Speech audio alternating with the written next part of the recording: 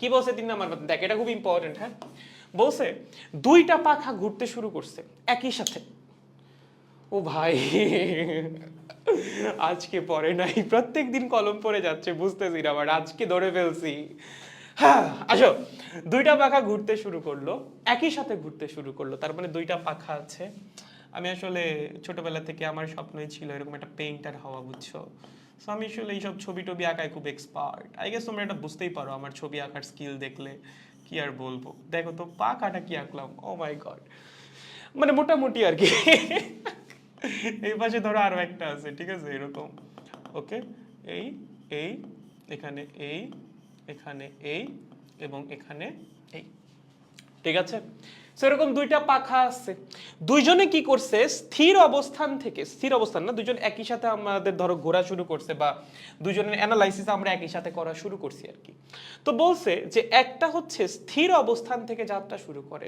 So আমরা ধরলাম আমাদের যে প্রথম পাখাটা, সে যাত্রা শুরু করছে স্থির অবস্থান থেকে, তার মানে তার যে আদি কৌণিক বেগ সেটা ছিল 0 রেডিয়ান পার সেকেন্ড। এবং অপর যে পাখাটা, সে যাত্রা শুরু করছে 2 রেডিয়ান পার সেকেন্ড কৌণিক বেগ নিয়ে। তার মানে এখানে আবার অনেকের কনফিউশন জাগে যে ভাই একটা পাখা কিভাবে শুরুতে 2 রেডিয়ান পার সেকেন্ড কৌণিক বেগ নিয়ে যাত্রা শুরু করে। ব্যাপারটা মোটেও এরকম না। আদি বা শুরু বলতে আমরা বোঝাই হচ্ছে আমাদের অবজারভেশনের শুরু। মানে আমরা যখন অবজারভেশন শুরু করছি তখন এই পাখাটা ছিল স্থির, এবং এই পাখার কৌণিক বেগ ছিল হচ্ছে 2 রেডিয়ান পার সেকেন্ড। সো আমাদের অবজারভেশনের শুরুতে পাখার যে বেগ সেটাই তার আদি কৌণিক বেগ। তাহলে শুরুতে ওর আদি কৌণিক বেগ কত ছিল, 0 রেডিয়ান পার সেকেন্ড, এবং অপর পাখাটার আদি কৌণিক বেগ কত ছিল, omega not 2 is equals two 2 radian per second. ঠিক আছে, সহজ। প্রথম পাখার কৌণিক ত্বরণ হচ্ছে 2 রেডিয়ান পার সেকেন্ড স্কয়ার্ড। তাহলে আমাদের যে প্রথম পাখাটা, তার কৌণিক ত্বরণ আলফা 1 হচ্ছে 2 রেডিয়ান পার সেকেন্ড স্কয়ার্ড। এবং আমাদের যে দ্বিতীয় পাখা, তার কৌণিক ত্বরণ হচ্ছে 0.5 radian per second squared. Alpha 2 কত, 0.5 রেডিয়ান পার সেকেন্ড স্কয়ার্ড। প্রশ্ন কি করছে, কখন এই দুইজনের কৌণিক সরণ সমান হবে, মানে কত সময় পর গিয়ে ওর কৌণিক সরণও যা, ওর কৌণিক সরণও হবে হুবহু তাই। তাহলে তোমার বের করা লাগবে হচ্ছে টাইমের মান, ঠিক আছে, t is equals to what, এবং এই টাইমটা এমন টাইম হওয়া লাগবে যেন এই টাইম পর ওর কৌণিক সরণ যতটুকু হয় ওর কৌণিক সরণ ততটুকু হয়। এখন তুমি প্রথমে খেয়াল করো তোমার ইনফরমেশন দেওয়া আছে কি কি, আদি কৌণিক বেগ দেওয়া আছে, ত্বরণ দেওয়া আছে, সময় তোমার বের করা লাগবে, এবং অবশ্যই দুইটা পাখার সরণ হওয়া লাগবে সমান। তাহলে আসো আমরা এগুলা দিয়ে প্রথম পাখার সরণের সমীকরণ লিখি।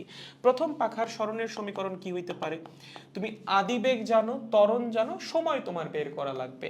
সেক্ষেত্রে সরণ হবে θ1 is equals to omega not 1 t plus half alpha 1 t squared, মানে s is equals to ut plus half a t squared এর ফর্মুলা।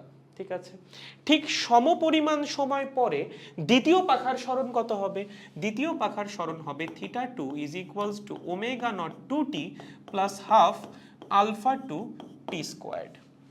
ঠিক আছে, এবং আমরা ধরলাম যে টি সময় পর দুইটা পাখার সরণ সমান হবে, সেই টি এর মানই তো আমার বের করা লাগবে, তাই না, যে কত সময় পর গিয়ে দুইটা পাখার সরণ সমান হয়। সো আমরা ধরলাম সেই টাইমটা হচ্ছে টি, তার মানে টি সময় পরে এই θ1 এর মানও যা, θ2 এর মানও তাই। তাহলে আমরা লিখতে পারি θ1 is equals to θ2। ধরি টি সেকেন্ড পরে, লেখো ধরি টি সেকেন্ড পরে উভয়ের কৌণিক সরণ সমান, কি উভয় পাখার কৌণিক সরণ সমান, এটা আমরা ধরলাম কৌণিক সরণ কি রে, সমান। ওকে, তার মানে θ1 আর θ2 কি হবে, সমান হবে। θ1 এর মান কত, ওমেগা নট 1t প্লাস হচ্ছে হাফ আলফা 1t স্কয়ার্ড। θ2 এর মান কত, ওমেগা নট 2t প্লাস হচ্ছে হাফ আলফা 2t স্কয়ার্ড। ওকে, দেখো সব মান তোমার জানা আছে, টি এর মান বাদে বাকি সবগুলো মান বসায় দাও। চলো, ওমেগা নট 1 এর মান কত? 0, তার মানে এই পার্টটা বাদ। আলফা 1 কত? 2, তার মানে এখানে আসবে হচ্ছে শুধুমাত্র টি স্কয়ার। বাম পাশে দেখো, বাম পাশে বাকি সব চলে যাইতেছে, এটা তো 0, সো এই টার্মটাই বাদ। আলফা 1 এর মান হচ্ছে 2, সো উপরে নিচে 2 কাটাকাটি যাবে, থাকবে শুধুমাত্র টি স্কয়ার। ওকে, ডান পাশে কি হচ্ছে? ওমেগা নট 2 এর মান কত? 2, তার মানে এখানে আসতেছে 2t। এবং আলফা 2 এর মান কত? 0.5, তার মানে এখানে আসতেছে হচ্ছে 0.25 টি স্কয়ার্ড। ঠিক আছে, সো আমরা যদি এখন জিনিসটাকে বাম পাশে নিয়ে আসি, চলো পরের পেজে যাই, এটা আরেকবার একটু লিখি পরের পেজে গিয়ে। কি আসছে আমাদের সমীকরণ? T squared is equals to 2t plus 0.25 T squared. Okay, পুরো জিনিসটাকে যদি আমরা বাম পাশে নিয়ে আসি, সেক্ষেত্রে আসবে হচ্ছে 0.75 T squared minus 2t is equals to 0। So আমরা যদি টিটাকে কমন নেই তাহলে কি আসবে? টিটাকে কমন নিলে আসবে হচ্ছে 0.75 টি মাইনাস 2 ইজ ইকুয়ালস টু 0। এখান থেকে বলা যায় টি এর ভ্যালু আইদার হবে 0, ওকে, অথবা 0.75 টি মাইনাস 2, এইটার ভ্যালু হবে হচ্ছে 0।